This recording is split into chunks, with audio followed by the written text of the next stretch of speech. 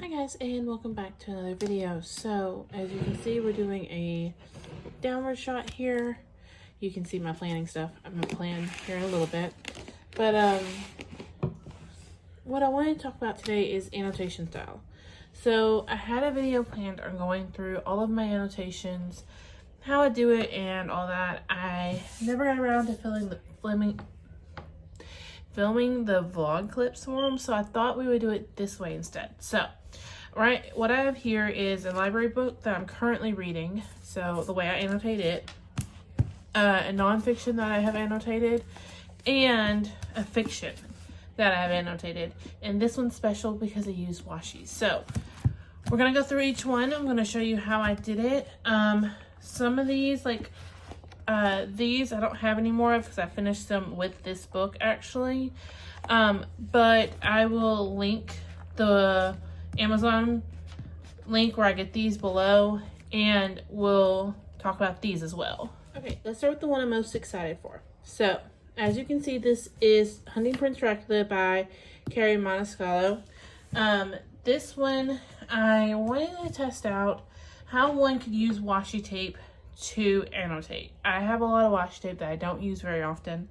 I have found a more of a neutral kind of planner. I'll use overall colors, but I don't usually use like the pattern washi in my bullet journal very often. So I have a lot of it. I have a whole book of the month box, subscription box full of washi that I wanted to use some way, somehow. And there was another YouTuber, if I can remember who it was, I will link them, who said they use washi to annotate. So I wanted to show y'all how I did it here. I will also show you how I kept up with these. I don't know if you've ever seen, if you watch bullet journal videos, probably have, they're washi samples that come sometimes in like, you order stationery, sometimes they'll send a washi sample, like a card that has it on it, and that's how I kept up with the washi for my annotations for this book. Let me grab one because I know I still carry it around in my purse with me in my pencil bag for my bullet journal. Like if I'm going to use washi for the month, I make sure I have it there. So give me just 1 second, let me grab it. Okay, so here is a washi sample I put together for myself, and this is just an old Walmart gift card that I no longer use, that was empty, that I just took and literally wrapped washi tape around it. And then as you can see here, if I can figure out which way it's going, this way, you can just pull it up like you would off the roll, and it's ready to use. I have that one, and then the other one I carry with me all the time is this one. And this is a Kroger membership card that I don't use because we don't have a Kroger here, but I got it because it saved me money when I went to Kroger. And as you can see, there's washi there on it. And this one is actually the one I kind of used here. I used both of them. And I finished out some washi on here and I had to add more. But I found that I love this. It is cheap and inexpensive. It's even cheaper than using page flags. And they stick really well. They don't come out. I recently have had issues with my page flags coming out because my 2-year-old likes to get my books off the shelf. And a lot of the page flags I've used in the past have fallen out. This one in particular, she has played with, and I've had no issues with them coming out. They don't stick out of the book too far either because you're controlling it.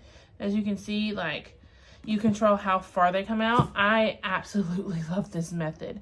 It is easy. Like I said, it's really cost effective because washi tape, you can get washi tape for $1.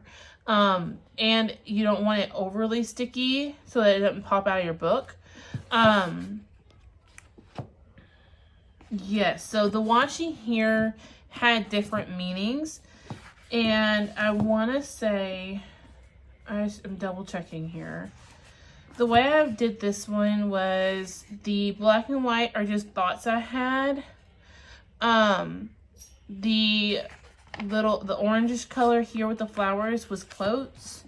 And then pretty far in, I ran out of the black and white one and started using this blue and purple striped one instead. This is definitions of words I didn't know, so that's what the green is. And then I believe I ran out again of the blue and white. I'm just double checking. Maybe not, maybe I'm wrong. Yes, I ran out of the, yeah, when I ran out of the blue and white, I just started using the pink for overall thoughts. So that's how that one's annotated. I absolutely love the look of this. I will be definitely doing this again. Right now I'm trying to use up all the page flags I have bought in the past to do my books before I start back on this method. But if you are an aesthetic person and you want your tabs to match the cover of your book, you could do this with washi. Even better than tabs in my opinion, because I have seen like a washi that's this color red, and you could even get like the parchment color of her dress here in the, I had it and then it's gone, in the cream almost color. So it would be really cool, and I bet you could even find one that's like the lace print as well to match it. So that's that one. Now let's move on to Belladonna and how I have it tabbed. Okay, so as far as Belladonna is concerned, it is a library book, as you can see, and I don't tab all my library books, just the ones that I actually have a lot of thoughts on. This one is The Rooster Power by John Grisham. There is no tab in this one. My best friend and I are reading it together. I actually have some pages to finish before I go to bed tonight, but Belladonna, on the other hand, I fell in love with the language in the way it's described, so I'm definitely wanting to have it.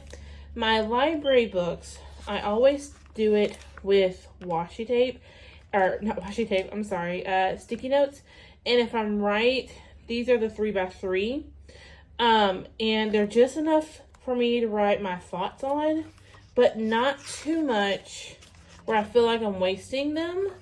And then I can move them over into my book journal if I feel the need, which I absolutely love. These don't have a special color or anything. I think, if I'm right, Ollie got a hold of my purple ones, and I can't find them anywhere, so I had to start using the blue that I found in my extra room, my office room. But yeah, it depends on what I have near me. I'll use a pen. If I have a pen near me, I'll use a pencil if that's what's near me. My library books are not special in their annotations. They just get a sticky note instead of getting written in the book, because obviously the book's not mine.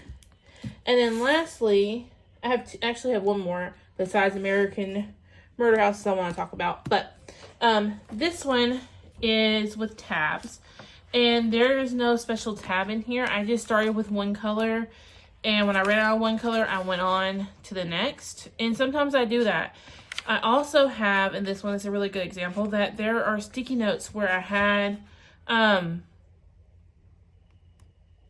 like thoughts that were gonna fit more than just what room I had in the book. So I just took a sticky note. I know I did this while I was at work reading on my lunch break. So I just like ripped them in half. Just ripped the piece of the sticky note I needed and stuck it in. I like doing that in the books I own, because if my thoughts change, or if it's just like a question I had and if I look it up, I can remove it later. And as you can see, like I wrote all in this one, which I thought was really cool. Yeah, there's two different types of tabs in this one. So you have these that have a rounded edge, which are not my favorite. I won't lie, I don't like how they stick out of the book. And then these that are square that I like much better. I just think they look better to me. Not that I'm gonna waste these, but yeah.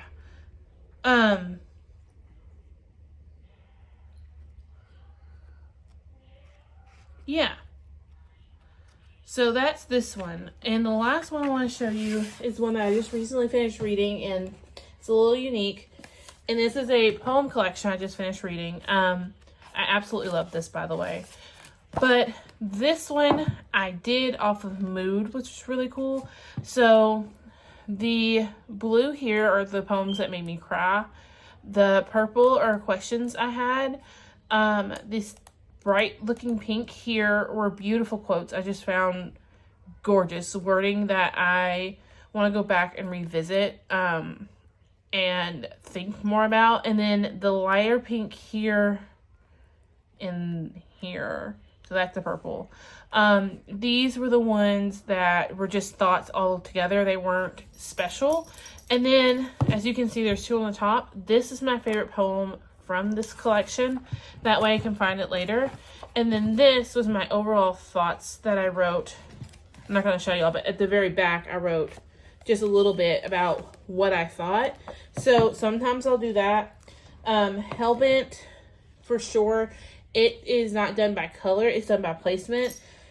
So the top here are quotes that top here is quotes that I absolutely loved from Hellbent. Down here are definitions of words I didn't know.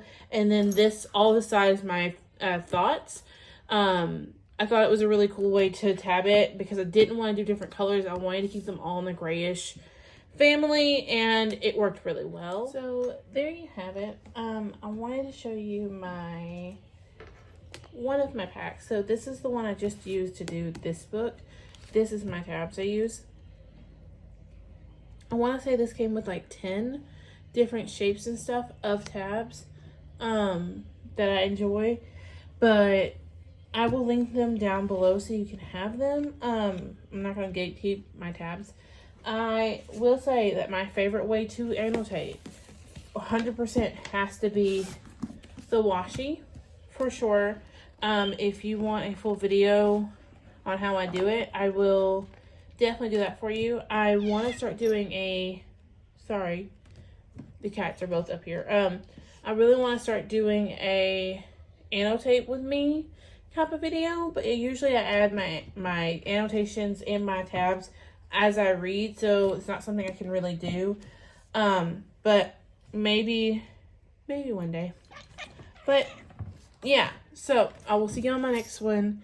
I hope you enjoyed this. I'm sorry if you hurt the cats, but yeah.